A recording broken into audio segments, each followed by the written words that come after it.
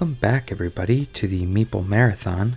Today we're going to be talking about Street Masters, the iOS app. You can see here that this app is based upon the actual board game Street Masters by the Sadler Brothers.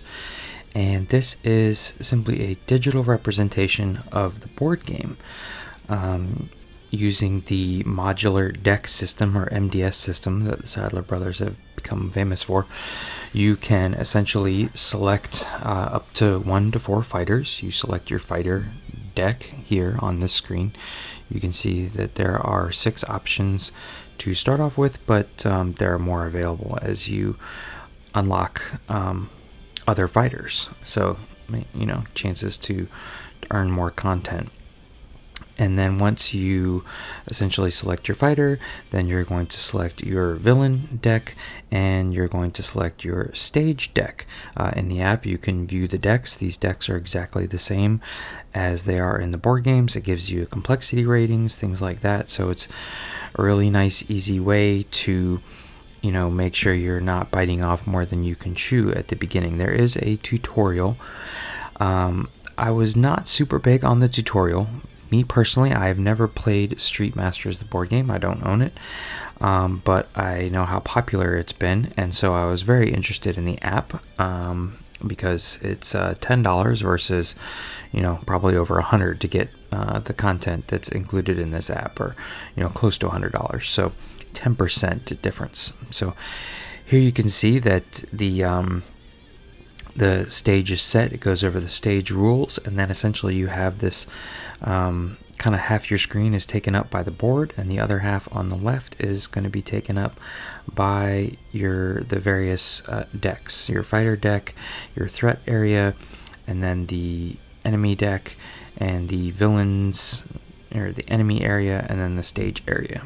The app is very smooth. It works through flipping all the cards for you and activating them. It does a nice job of blowing things up when you want to be able to read them, so on and so forth. Here you can see that you get the same options of, say, mulliganing the cards in your hand at the beginning of the game. It also does a nice job of kind of highlighting. You can see it kind of has this flame effect around the cards that you can manipulate in a way. Right now it's telling me that I can choose any of these that I could discard now and draw a new card.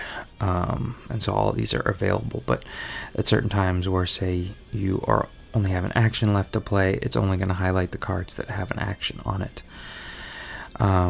Essentially, this is kind of a mini skirmish game, for those of you who are not familiar with Street Masters, where you play a fighter, an individual fighter who has a deck of cards that give you either one-off attacks or abilities, or give you kind of tactics, they're called, that you can lay down in your fighter area to the right of your fighter card there, which have ongoing effects, which may give you additional actions you can take.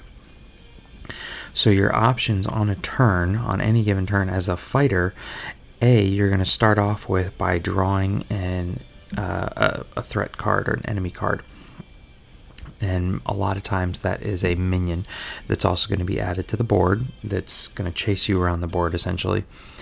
And so here you can see I have drawn Anastasia, who's going to be added into the lower left corner of the board, and I'm going to have to deal with her probably at some point or another.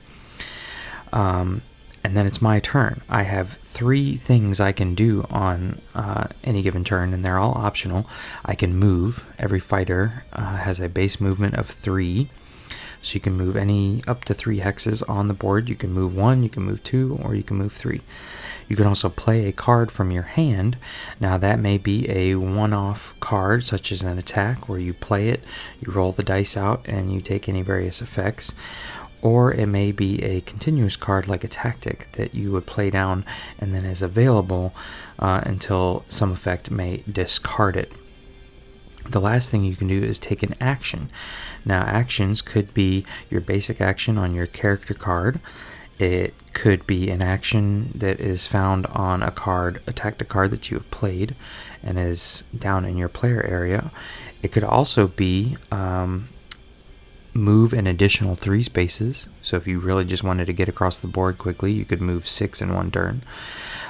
You can also gain 2 random defense tokens, or you can interact with certain objects. So in this example, this stage has these weapons caches, which right now the purple one in the very center is the only active one. So I could run up and grab that. I can use my move 3 to get on top of it, and then use my action to grab the weapons cache. If I have it in my possession, I gain +1 to all my attacks. But if at any point I actually take damage, I have to drop it. If, and at least in this stage, if Dimitri, the villain, gains 3 or is in control of 3 weapons caches, we lose. The only way for our fighter to win is to reduce the villain's health down to 0. And to my knowledge, that is the goal in all of the stages and all of the games, various games of Street Masters. It's simply to reduce the villain's health to 0. I could be wrong. Again, I've never played the actual board game, but so far all of the games that I have played on the app have simply been beat up the villain. You don't need to kill off all the minions. You don't need to pick up any of the objectives that the villain is going after. You simply have to keep them from obtaining a certain number of them, and reduce the villain's HP to 0 in the process. Now, a few negatives. Let's go ahead and get the negatives out of the way. If you are not familiar with Street Masters the game, there's a learning curve with this app. There is the tutorial, but it's not the best in the world. It goes kind of quickly, and I ended up having to go and find on the internet the actual rule book for Street Masters, which I perused over and learned a lot from, and that enabled me to have a much better understanding of what was going on in the game. Unfortunately, in the app, there is no instruction manual. I feel like it'd be a very simple thing to add into the app, the actual instruction manual.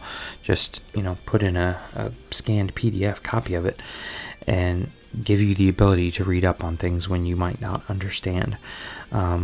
Also, when you start a stage, until you become familiar with it, there is no, say, flavor text that goes along with it. There is, however, a little bit of flavor text if you do the story mode.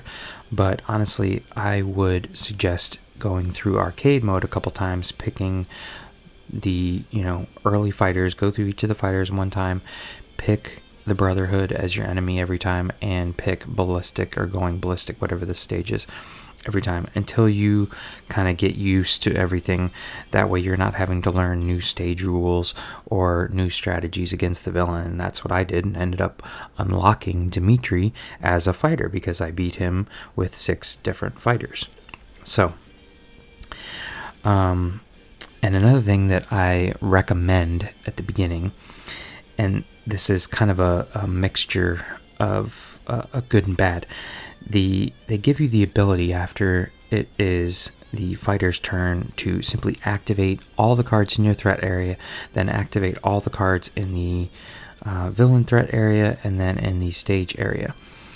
This makes the game go by very fast, but if you are not familiar with how the stage works, or you're not familiar with how the game works, a lot of stuff can happen very quickly and you're completely lost.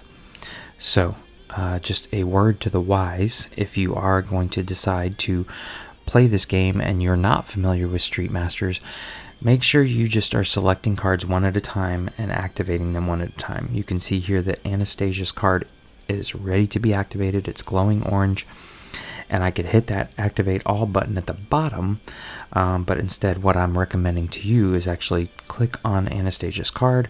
You'll see there's an activate button that will pop up. You activate her card, you see her individual action go, and then you move on to the next card. Once you are familiar with the game, then use that activate all button at the bottom.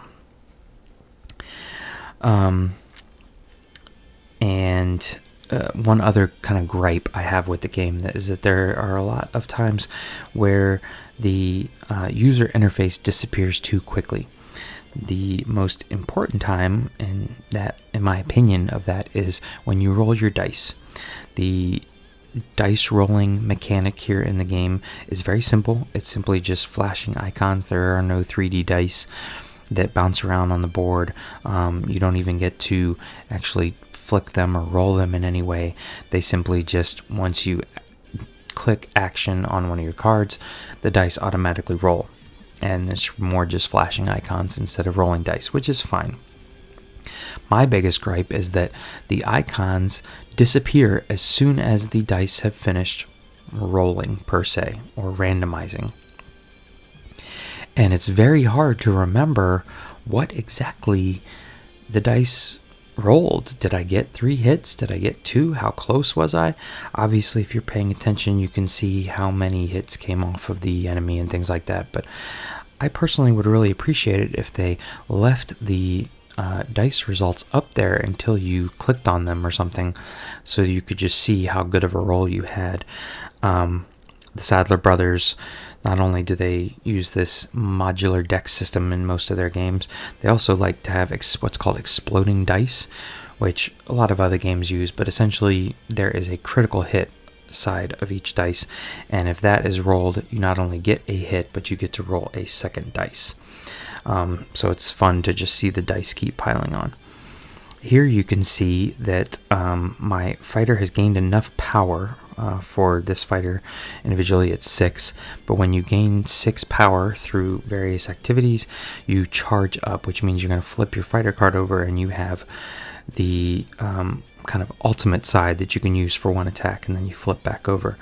You can also see here that here's an item I picked up from one of the crates, and the sneakers simply pop up whenever they are available to use. You can choose to discard them or not. Usually they're adding dice to your attacks or healing up or drawing cards, things like that. But here you can see the ultimate action in play. This one in particular is a 3 dice attack that attacks up to 3 people in a range of 4. So it's kind of a big area effect attack, things like that.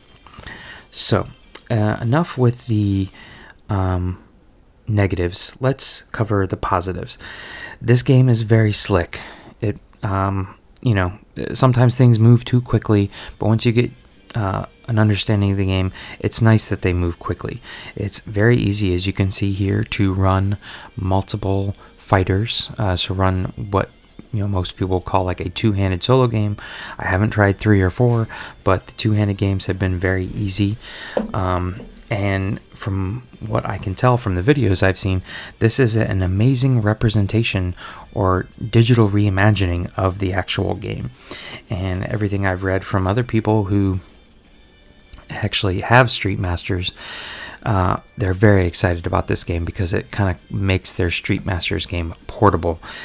I also love how quick the game is in general, and this is just kind of a boon to the game design in general. This is kind of a mini skirmish. This is not a dungeon crawl. This is not a campaign style game. This is a single board, single villain, take them out and you're done. Most of my games where I play with a single fighter, I can complete a game in about 15 minutes. The card art is really nice. It's taken directly from the game. And for the most part, the user interface is very friendly. Like I said, there is a learning curve if you are not familiar with the game in general. And there are some things I'd like to see added to the app, like an instruction manual and the ability to review your dice before they disappear. Maybe even like more of a 3D dice animation would be cool. But those are kind of minor gripes. For the most part, this game has been excellent. And I've played it a ton since I've gotten it, so I highly recommend it. If you enjoyed this video, please consider giving it a thumbs up, and if you'd like to see more videos like this, please consider subscribing to the channel. Once again, thanks for watching. Have a great night.